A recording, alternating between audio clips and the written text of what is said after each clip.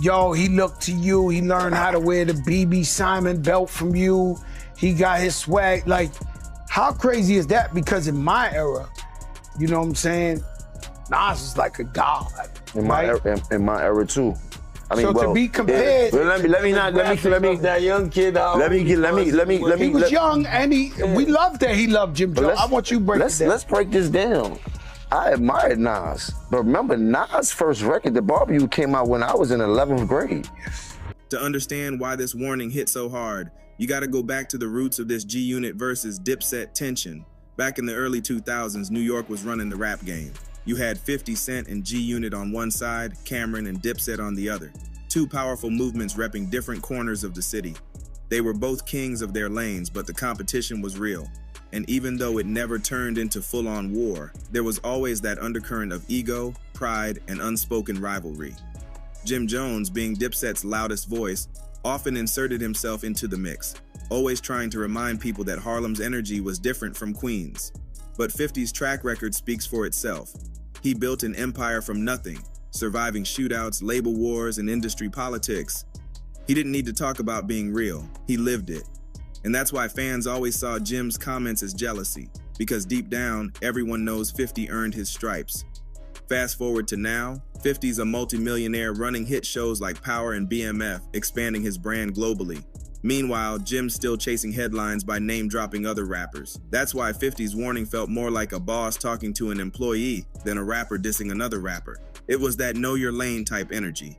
So Nas was my idol when I was young. Like you did, came to dressing, the wordplay, the music, everything. I was a superior Nas fan, period. I'd never take that away from him. But then as I got in the game, you gotta realize that your rivals would be idols, and not to take anything away from that, I developed my own style and my own lane that these kids start to gravitate towards the same way I gravitated towards Nas when I was younger and things like that. It's a whole different generation. We talking about 94, 93, I was in 11th grade. Nigga, it's 2025.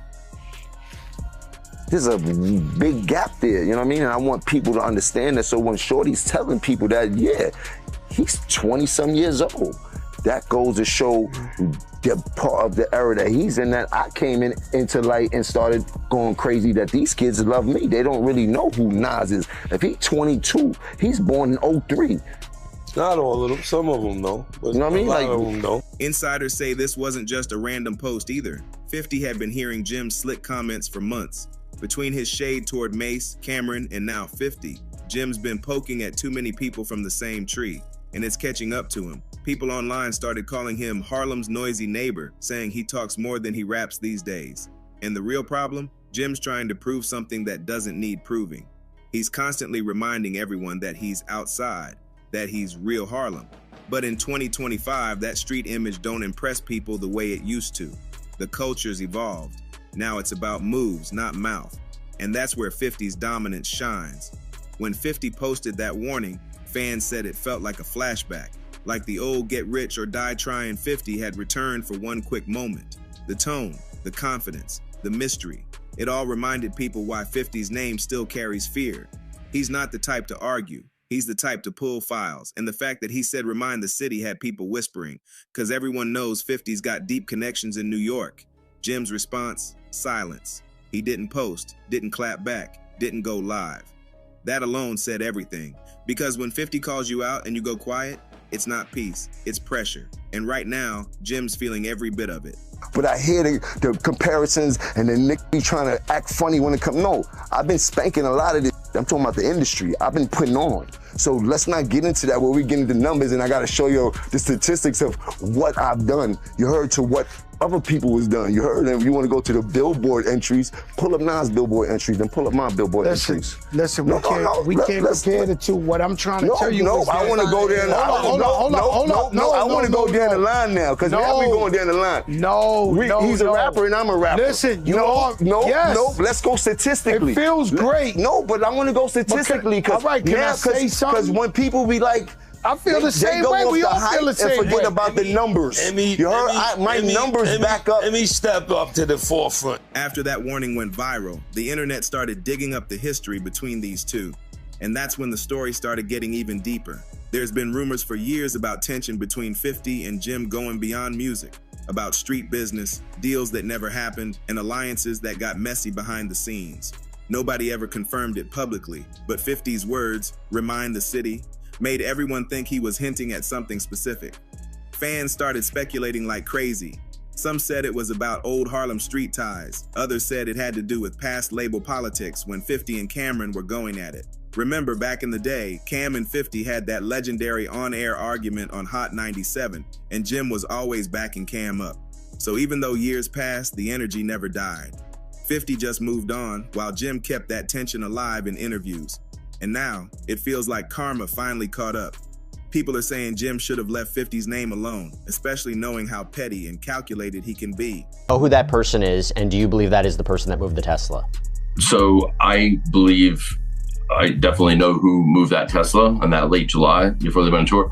I can't say who the person, and I don't mean I can't say for, but I don't know who exactly was in that house because it's just a report, but there's video, but you can't make a person out. But somebody was in the house, and being that there's only one key, it's like, okay, who had access at that time? So is it the same person that moved the Tesla? Was another last part of the plan about to go in motion as far as getting rid of her?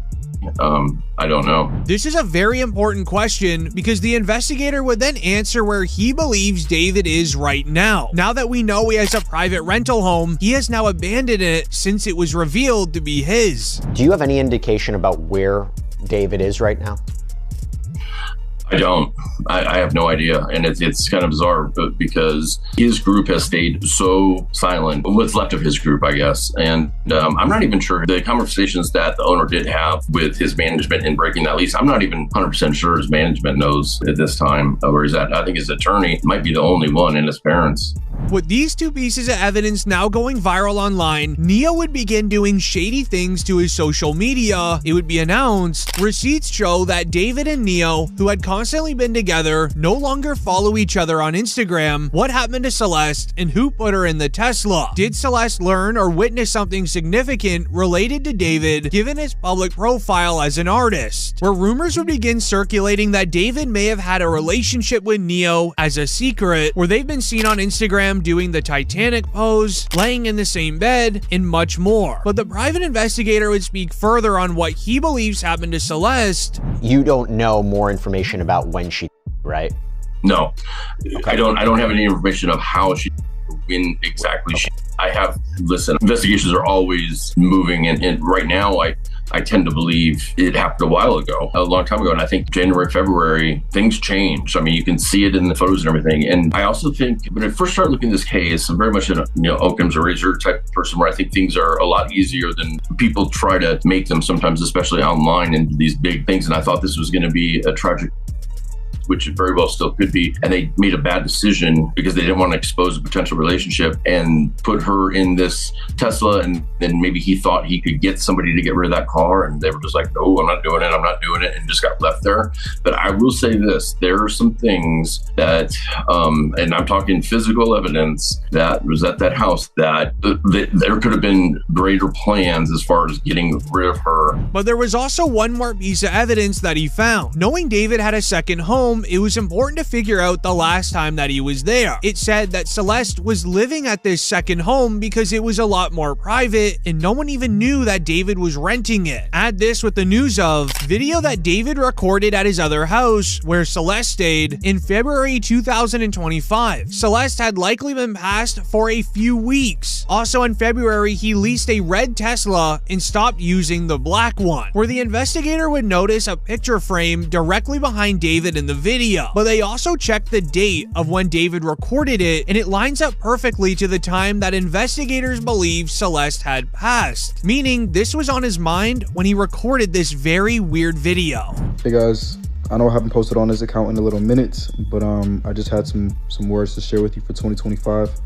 Despite all the craziness that's going on, all the turmoil, the natural disasters, the pain and things like that this year, I just wanted to tell you guys not to be discouraged and not to lose hope and not to turn your face from God in these times of evil, and then it seems like just at the start of the year, it's literally January, and all this stuff is happening. It's like the most insane, it's February now, but it's the most insane start to a year that I've ever seen. But God has not given us a spirit of fear, but of power and love and a sound mind. So keep that sound mind, 2025. Stay prayed up. Celeste would stay in David's private rental home, with him posting that video around the time feds believed Celeste had passed or already been gone. They believe that was his first official reaction to Celeste passing, but it wasn't the last. They would find a lot more evidence against David, and David would end up doing the unthinkable. And let me explain. It reads, sources believe that David hired a new legal form, plus transferring his assets out of his name because he's preparing for the police to close on him. Expect his arrest soon. This would end up going viral online, making investigators look deeper into him transferring his assets. One person wrote, "There's too many coincidences. The strange timeline surrounding David and Celeste. On September 18th, David transferred his Texas home into his mom's name the same day that Celeste was identified in the Tesla. Then just a day earlier, the LAPD executed a search warrant at his Hollywood Hills rental. On that same day, a police call would falsely be reported to an incident at David's family home. When police arrived, they were met by David's parents, who said his younger brother and sister were upstairs."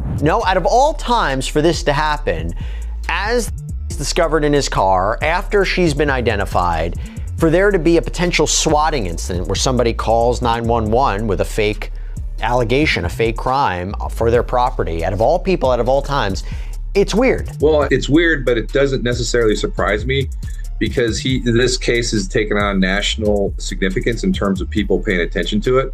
And there are bad actors that understand how to bring somebody by way of swatting.